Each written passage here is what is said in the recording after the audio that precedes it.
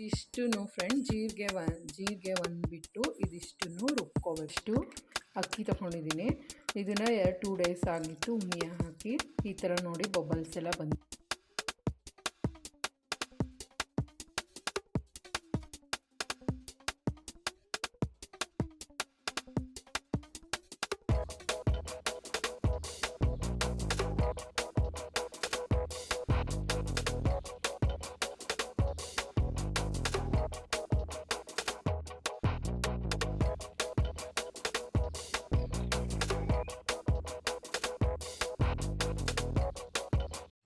Hi friends, welcome back to my YouTube channel. ನಾನು ಸೋಮವಾರ ಬೆಳಗ್ಗೆಯಿಂದ ವ್ಲಾಗ್ನ ಸ್ಟಾರ್ಟ್ ಮಾಡಿದ್ದೀನಿ. ಇವತ್ತು ನಾನು ಆಲೂಗೆಡ್ಡೆ ಪಾಪಡ್ ಮಾಡೋಣ ಅಂತ ಹೇಳಿ ಡಿಸೈಡ್ ಮಾಡಿದೆ. ಇದಕ್ಕೆ ಏನೇನು ಇಂಗ್ರೀಡಿಯೆಂಟ್ಸ್ ಬೇಕಪ್ಪ ಅಂದರೆ ನೋಡಿ, ಈರುಳ್ಳಿ ತೊಗೊಂಡಿದ್ದೀನಿ, ಮತ್ತು ಬೇಯಿಸಿರೋ ಅಂತಹ ಆಲೂಗೆಡ್ಡೆ, ಮತ್ತು ಕರಿಬೇವಿನ ಸೊಪ್ಪು, ಒಣಮೆಣಸಿನ್ಕಾಯಿ. ಈ ಪಕ್ಕದಲ್ಲಿ ನೋಡಿ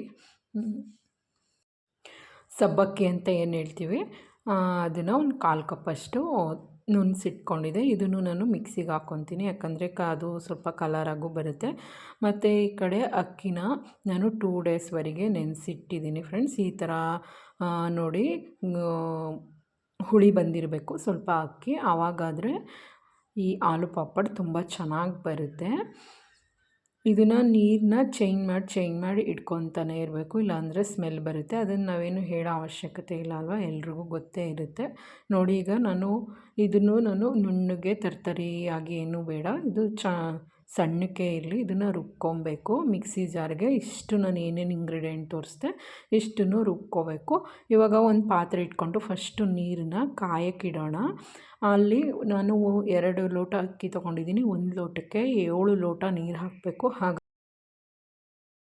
ಮತ್ತು ಇದ್ರ ಜೊತೆಗೆ ಸ್ವಲ್ಪ ಉಪ್ಪನ್ನು ಹಾಕಿ ಕಾಯಕ್ಕೆ ಇಡಬೇಕು.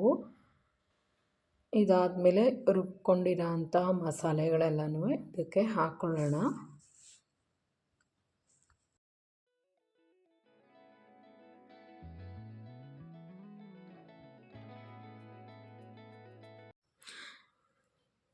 ಇದು ಮಳ್ಳು ಬರಬೇಕು, ಮತ್ತು ಇದಕ್ಕೆ ಮುದ್ದೆ ಕೋಲು ಬೆಸ್ಟ್ ಫ್ರೆಂಡ್ಸ್, ತಳ ಹಿಡಿದಂಗೆ.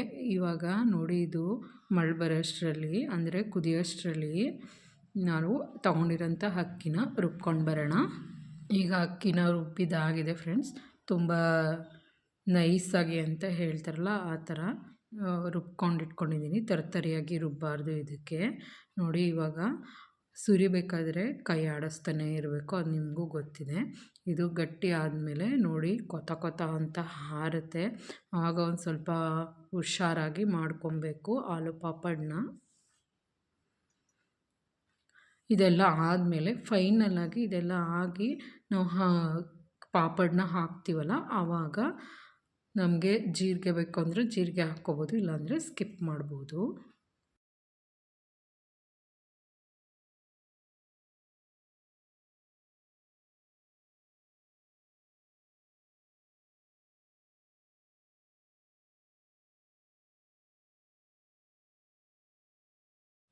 ಇವಾಗ ಫೈನಲಾಗಿ ಆಲೂ ಪಾಪಡ್ ರೆಡಿಯಾಗಿದೆ. ಇದು ಸ್ವಲ್ಪ ಹೊತ್ತು ಮುಚ್ಚಿಟ್ಟು ಆರಕ್ಕೆ ಬಿಡೋಣ.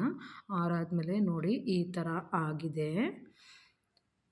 ಇದಾದಮೇಲೆ ನಾವು ಫೈನಲಾಗಿ ಜೀರಿಗೆ ಹಾಕ್ಕೋಬೋದು, ಇಲ್ಲಾಂದರೆ ಸ್ಕಿಪ್ ಮಾಡ್ಬೋದು. ಇದನ್ನು ಒಂದು ಬಟ್ಟೆ ಮೇಲೆ ಹಾಕ್ಕೋಬೇಕು. ಆವಾಗ ಸ್ವಲ್ಪನೇ ನಿಮ್ಗೆ ಯಾವ ಶೇಪಿಗೆ ಬೇಕೋ ಆ ಶೇಪಿಗೆ ಹಾಕ್ಕೋಬೋದು. ನಾನು ಸ್ವಲ್ಪ ಹಪ್ಪಳ ಶೇಪಲ್ಲೇ ಇರಲಿ ಅಂದ್ಬಿಟ್ಟು ಹಾಕ್ಕೊತಾ ಇದ್ದೀನಿ, ಮತ್ತು ಜೀರಿಗೆನೂ ನಾನು ಆ್ಯಡ್ ಮಾಡ್ಕೊತಾ ಇದ್ದೀನಿ. ನೋಡಿ, ಇಲ್ಲಿ ಈ ಥರ ಗಟ್ಟಿಗಾಗಿದೆ. ಇಷ್ಟಾದರೆ ಸಾಕು ಫ್ರೆಂಡ್ಸ್, ತುಂಬ ಒಳ್ಳೆ ಕನ್ಸಿಸ್ಟೆನ್ಸಿಗೆ ಬಂದಿದೆ. ಇವಾಗ ಎಲ್ಲ ರೆಡಿ ಆಯಿತು. ಇವಾಗ ಟೆರೆಸ್ ಮೇಲೆ ತೊಗೊಂಡೋಗಿ ನೋಡಿ ಸೀರೆ ಮೇಲೆ ಹಾಕ್ಕೊತಾ ಇದ್ದೀನಿ ನಾನು. ನಮ್ಗೆ ಯಾವ ಶೇಪಿಗೆ ಬೇಕೋ ಆ ಶೇಪಿಗೆ ಹಾಕ್ಕೋಬೋದು.